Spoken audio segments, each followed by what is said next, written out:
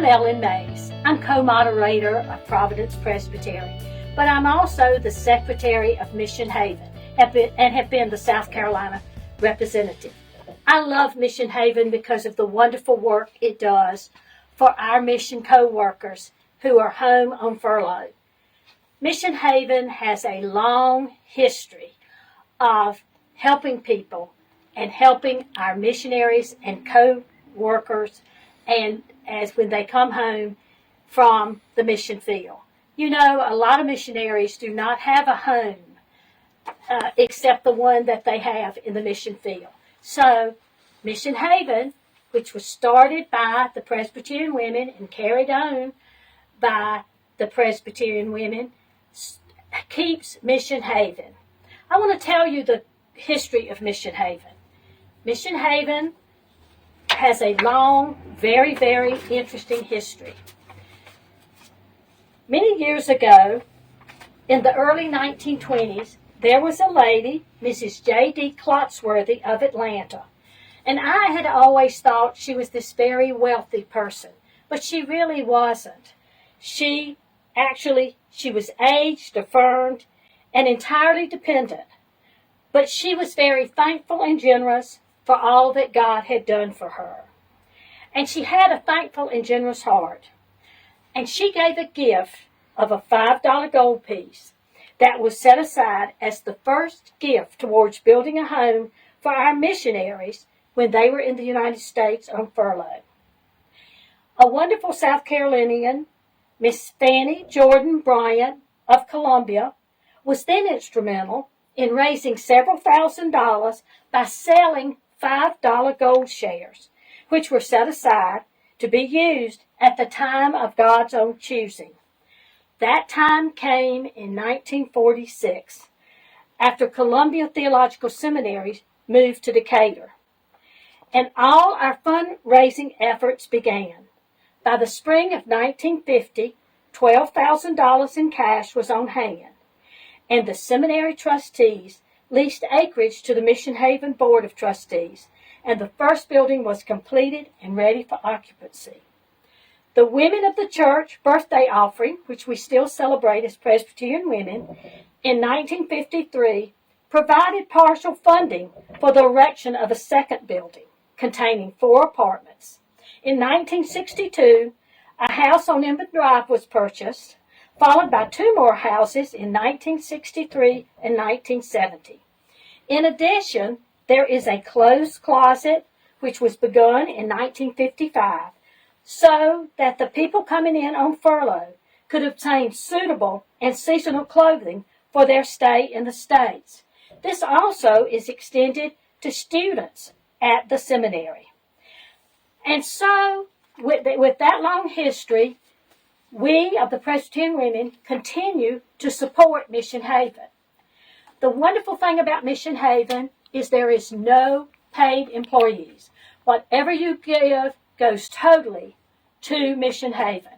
At one time, there were a lot of places like Mission Haven, but now there's not many at all, if any more, that are totally devoted to missionaries. And we no longer just take care of missionaries from the Presbyterian Church.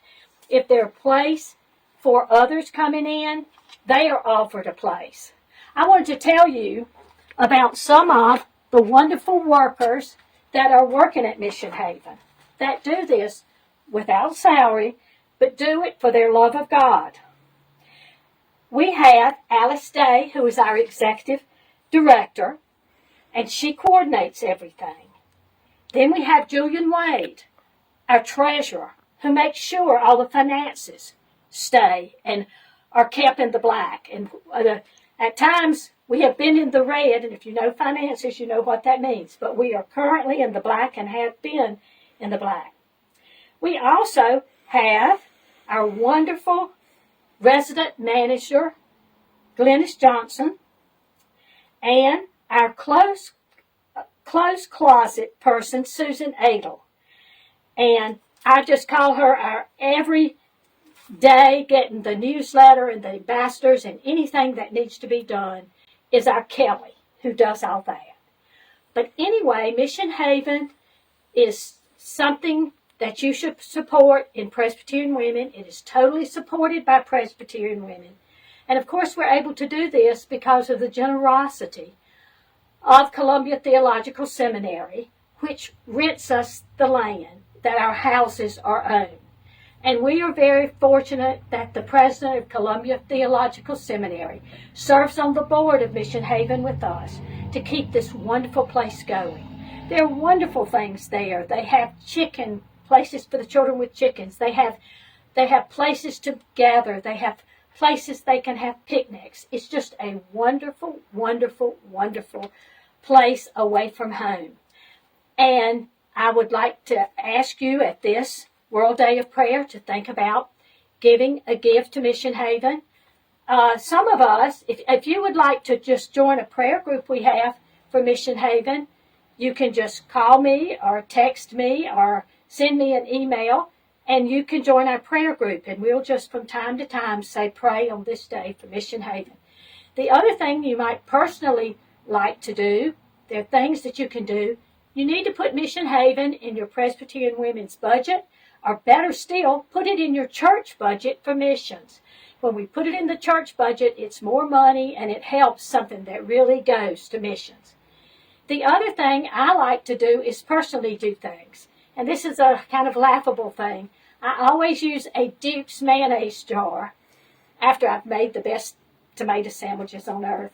But anyway, and this is so little sacrificial. Once a month, I do without a Coke, and I put that money, I put a lot, $2, and I put that in my Duke's mayonnaise jar.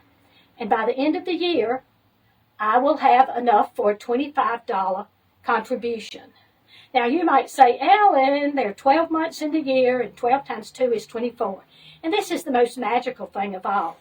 Every time I do this, something happens that someone gives me $1 for Mission Haven. And so I always have $25. So that could be a plan you could think of, or your church could think of, another way that y'all could do what I call sacrificial giving. But whatever it is, please support Mission Haven. And I'm going to end this film by showing you the little chapel that was moved from Columbia Theological Seminary in Columbia to Rock Hill, South Carolina, where I'm doing this broadcast from. And it was built brick by brick. It's a Robert Mills building. And it was such a valuable building that they rebuilt a replica of it in Columbia. But I want you to see it. And the reason it was brought to Rock Hill is the first classes for Winthrop College were held in the little chapel. And the little chapel has even more meaning because Woodrow Wilson's father was on the staff of Columbia Theological Seminary.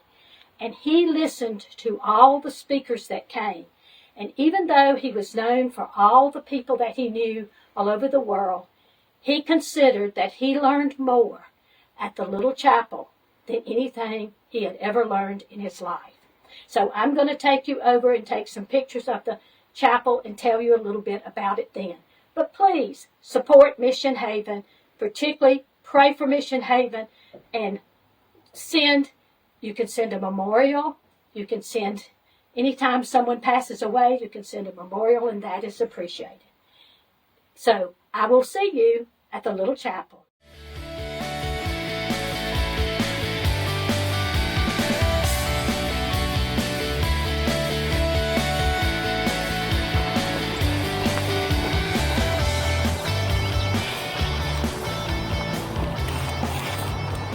Hi, we are here at the little chapel that was moved brick by brick, and it took about a year to put up. This is a famous Robert Mills building, and it was a great celebration when they came. They had a big parade coming from Columbia to bring it here. Also, it was very important that Columbia Theological Seminary and the Presbyterians allowed them to have it. And as you see, it was important to them because the first classes at Winthrop were held in this. Now, Dr. Johnson and his wife are buried in the floor of the chapel.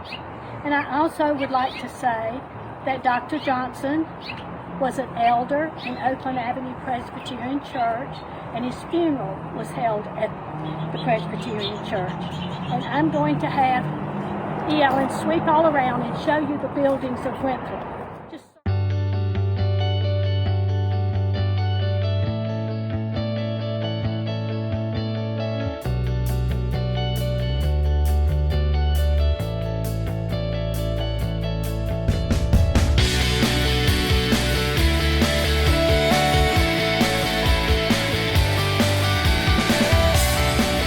I hope you will be very generous with your love offering for Mission Haven. I hope you'll pray for Mission Haven, and I hope you'll remember it when you're doing a memorial, and continue this beautiful work that is done down in Decatur, Georgia. Thank you.